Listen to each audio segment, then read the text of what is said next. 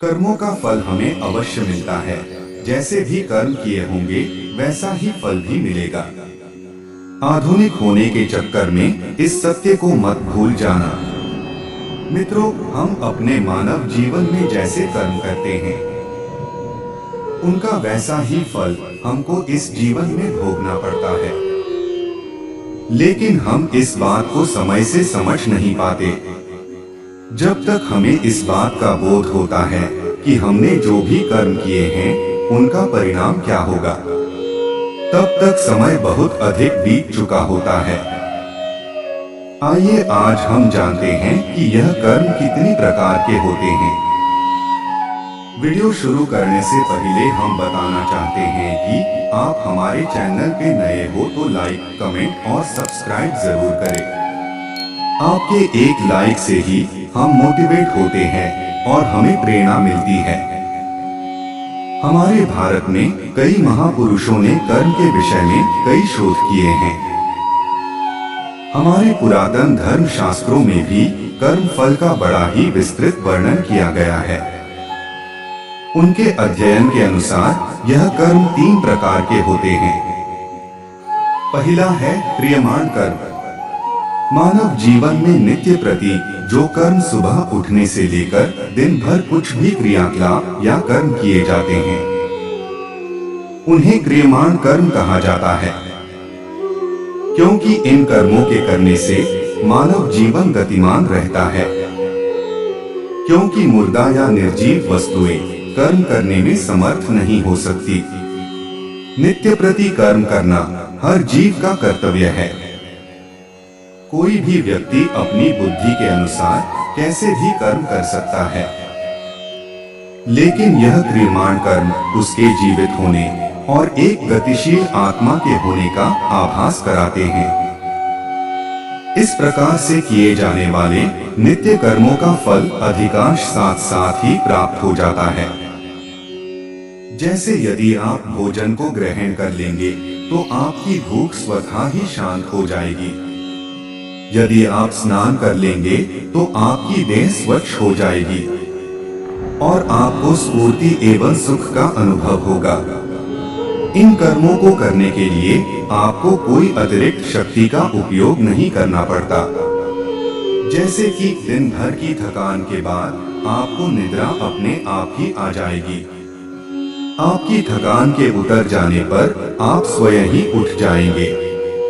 किंतु यदि आप आलस्य को धारण कर लेंगे तो आपका यह कर्म आपको जीवन की गति से दूर ले जाएगा। आपको इसके दुष्परिणाम भी भुगतने पड़ेंगे। इस प्रकार से किए जाने वाले कर्म क्रियमाण कर्म कहलाते हैं। दूसरा कर्म है संचित कर्म।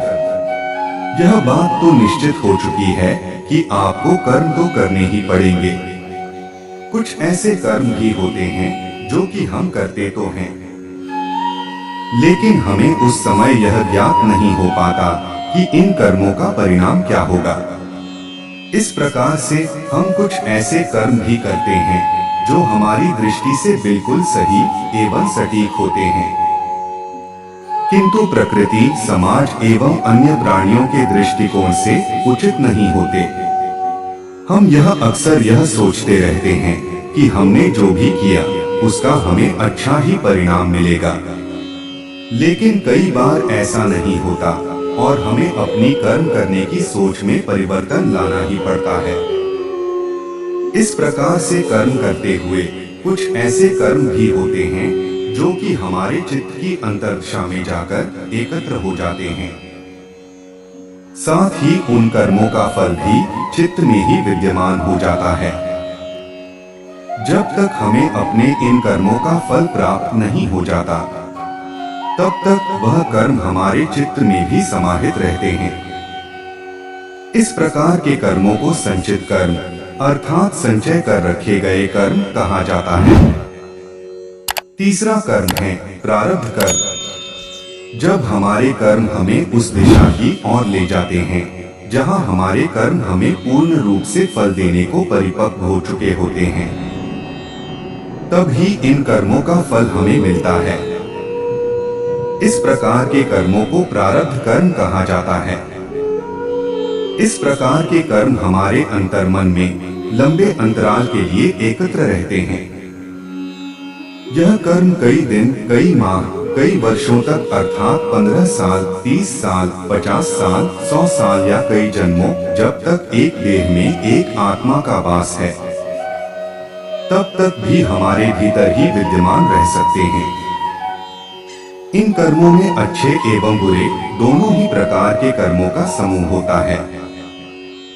जिस प्रकार से हम अपने दैनिक जीवन में एक ही दिन में कई प्रकार के कर्म कर लेते हैं, जिनमें से कुछ कर्म हमारे संचित कर्मों में समाहित होकर अनंत काल के लिए विलीन हो जाते हैं। इस प्रकार से किए गए कर्मों का एक बड़ा भाग लाखों की संख्या में संचित कर्मों के एक विशाल समूह का रूप धारण कर लेता है।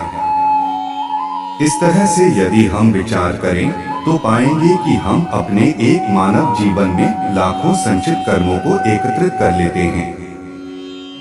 यदि हम अपने पूर्व जन्म के कर्मों को भी इनमें सम्मिलित कर लें तो हमें ज्ञात होगा कि ऐसे बहुत सारे अनगिनत कर्म अभी बाकी हैं, जिनको भोगना अभी शेष है, ताकि उनका कर्म फल हमें प्राप्त हो सके।